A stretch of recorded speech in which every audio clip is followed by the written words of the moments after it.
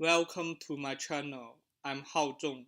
Today I am going to recommend a young adult book, The Absolutely True Diary of a Part-Time Indian. Arnold Sprague Jr. is a teen boy growing up in poverty on Spokane Indian Reservation in Well-Pinnet, Washington State.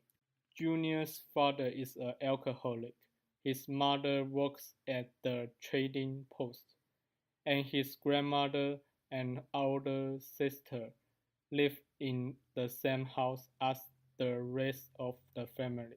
This situates him as the branch of any jokes on the reservation, as well as the target punching bag for bullets. Junior sees this as his future until an incident with reservation teacher fills him with the encouragement to attend an all-white school in neighboring town. Hence, his best friend Rody and some other Indians feel betrayed. Moreover, he is the only Indian student in his new school. This is the story of a boy who overcomes poverty, race, and the loss of family and friends to follow his dreams, and live up to his potential despite the lack of encouragement and support. The use of profanity, the multiple mentions of sexual content, and a few racisms are three main reasons may deter some from allowing their children to read this book, but then they would miss out on valuable lessons spoken in language that's easy to understand and relate to. To eliminate these issues, I interviewed 3 different interviewees to get enough information and try to understand how serious it would be. First, I asked about racism related in this book since it just appears a few times within content. One of my interviewees, Miss Hopes, who is a high school English teacher, when I asked her the problem of racism in a book, she told me, there's a lot of books that deal with racism in America, and this book would be a good one to use. But I think pretty much every book that deals with racism, someone's not going to like it for some reason. And you just have to decide whether the book is important enough to ignore the people who don't like it, or whether they actually have a reason for it. And with this book, I don't think there's that much of a reason for calling it racist. When I read a quote that was most serious sentence about racism in this book and asked her how it would cause in the class, she responded that it would probably cause problems in class, but I think we'd be able to overcome them. I think people, there's like a shock, but when it's something that's important enough, it's okay to have that shock, and then you move on from it. She also said that to me. I mean, that is how kids talk, and it's not a good thing, but I think that the book shows that that is not the right viewpoint, right? If the book was saying this is good and we should talk like this, then that would be bad. But since the book overall shows this is not how we should think of people, then that's a good thing. For sexual content in this book, it also was mentioned in the conversations that Junior talked with his friends. Thus, I interviewed a professor of English department at Truman, Dr. Day. She taught this book in the past, so I asked her how she thought about sexual content in this book. Can it be part of the profane language, or was it a big issue for this book? She answered my questions and also pointed out the concern that people had. Possibly. I mean, some people do consider any sexual language to be profane. while other people are more concerned with cursing, taking the name of the Lord in vain, other kinds of ways of thinking about profane language. Um, I'm not sure it's always consistent. Mm-hmm. So, to some degree, it's a question of what words are used to describe body parts. It's a relatively minor point. It's not something that I think most readers would necessarily think of as a key plot element. One of my friend Hai Lu, who has been studying in the United States since she was 14 years old. The Absolutely True Diary of Part-Time Indian was her summer reading after freshman year of high school. Let's listen her opinion stand on the student side. Do you think this book should be taught in high school classes? Yes, definitely. Well, personally, I think it's a really good book. The story it tells from Junior's perspective, and Junior is very different than everybody else in the school. So this book talks about his confusions and all the treatments he gets because he's different. So I think it's beneficial for a kid from a minority group to know about the obstacles that they're going to go through. So it is very beneficial for them to know uh, about the facts that people are different, and since then they will be going through different life experiences. Uh, this I think this book should be taught in a high school class, and it gives a really good educational purpose. So, what did you think the profanity and sexual content in this book? I think they are necessary. Not only that the world is full of imperfections, so instead of um, protecting high school kids from knowing all those ugliness of the world, we should let them know early on in a relative safe space, and see them and teach them have like a more reasonable reactions toward those profanity and sexual contents. Um, yeah, not only that, but also it kind of gives this book a more real feeling, like a more interesting uh, feeling to read. Like I remember as a high school kid, I was actually kind of drawn into the book because some of the words I already heard and you know used some of them, and I believe a lot of my peers were in the same story as I was. Uh, a lot of kids know and have done some of the stuff that adults wouldn't think we were supposed to do, but we were gonna do it anyway, so why not? Compared to Shakespeare, all those books use very professional literature words. This book was actually really easy to read, but at the same time, it also teaches us like have actually an actual education purpose.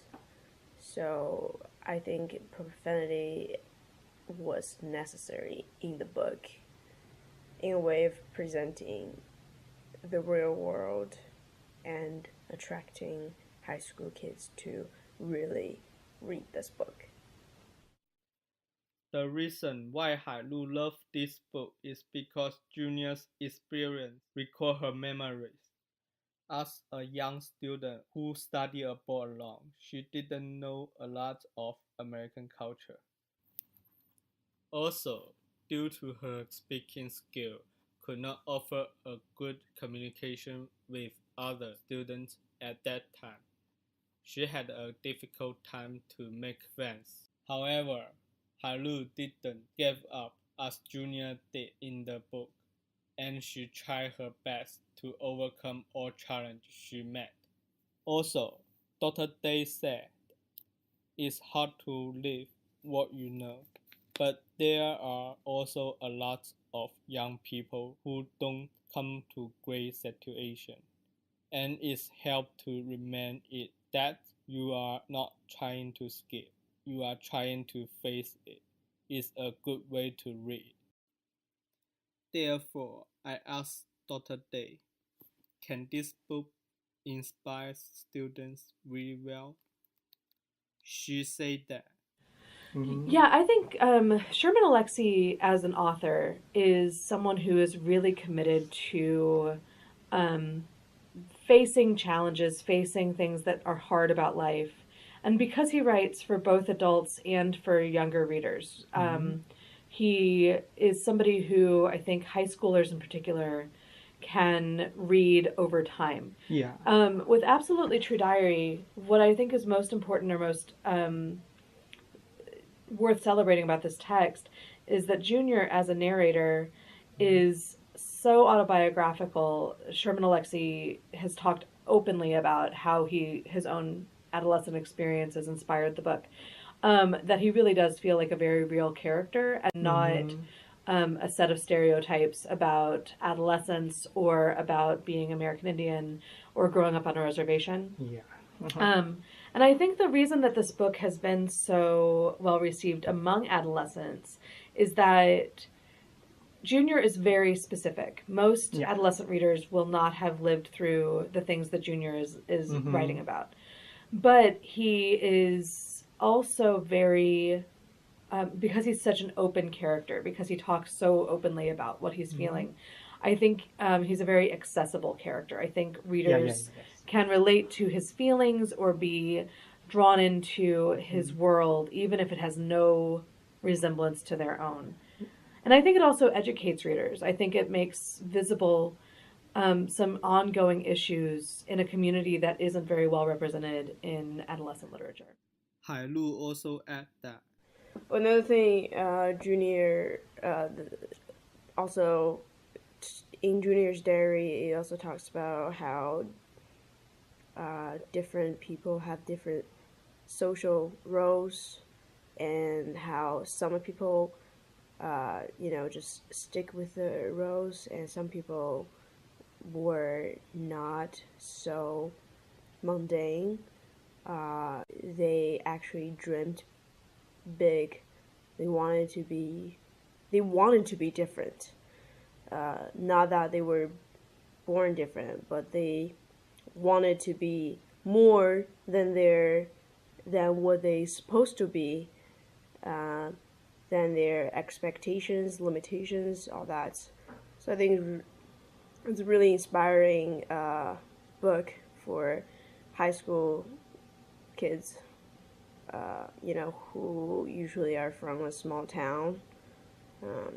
It is important to let them know that they can be more that they are supposed to be. There's no supposed to. There's only what you want to be. Why do I recommend this book? Because I think this book can be a paper-style mentor or a guidebook for teenagers who are in high school. Each person will make a lot of decisions in his or her life. A different decision will lead to a different result and encounter different challenges. So if there is a mentor who would like to help you, it will be easier and efficient. As Mr. P helped Junior. Although Mr. P might not good for education, it still gave Junior a useful suggestion to think about. However, nothing is perfect. Even this book inspires students. Still is a controversial book. It is hard to meet a mentor as Mr. P when we are in high school. But at least we can let students read this book and help them think about how to deal with problems that we will encounter in high school. They may feel stronger and they may feel better. Thus, I asked both Miss Hopes and Dr. Day how they think Mr. P as a mentor. Miss Hopes agreed that Mr. B could be a good mentor, and Dr. Day responded that. I think that it's a little ambivalent, or I'm a little ambivalent because I think he wants, in some ways, to be a good teacher, a good guide. I don't think he always makes good decisions. Yeah. But I also think he represents a much larger history relating to the education of American Indians in America. And so there were so many children taken from reservations and educated in these schools against their parents' wishes, against their own will, because of this idea that white people could make their lives better or could improve them. But that implies that American Indians are lesser or aren't good enough on their own. And so for Mr. P, I think he has to balance the realistic sense that there are no resources. He's not working with any good materials. Kids who are being taught in this school aren't going to get a good opportunity, with the idea that as a white person, or in terms of suggesting this white school, he's still maybe part of that system that assumed that American Indians needed white people. So I think there's a lot there. I mean, historically, there's so many historical examples of American Indian children whose lives were really changed by white people making decisions for them. But I think his intentions are good. I think as a character, he wants the best for Junior. It's the problem of why is the best for Junior have to be a white school instead of making the reservation school a better school for everyone.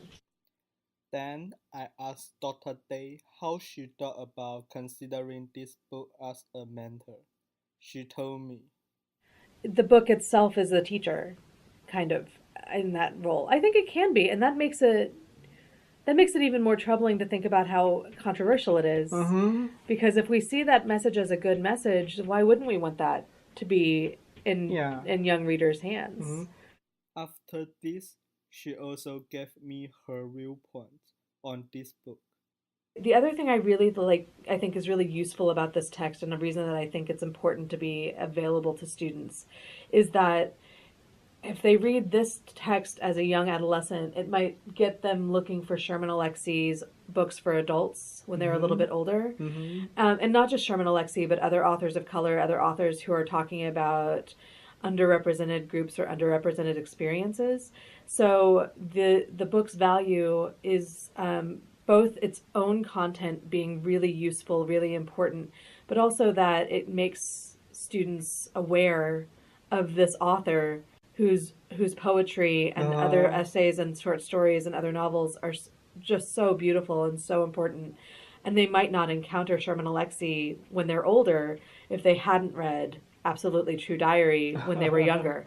I think that's a really important consideration for all banned books, is to what degree is this book a gateway? And I think when books are banned, people are worried that it's a gateway to bad things, right? To sex and profanity. But in fact, they can be gateways to very good things. And that we don't want to close those doors. If we could make a student invested in an author and their work, they might read more, and it would be really good for them as they grow up. I really like what Junior learned under God's guidance. If every moment of a book should be taken seriously, then every moment of life should be taken seriously as well. Maybe our lives are always met with unexpected surprises, setting and brush on our ways to chasing our dreams. However, we should not let it go and give up our dreams and are not responsible for them.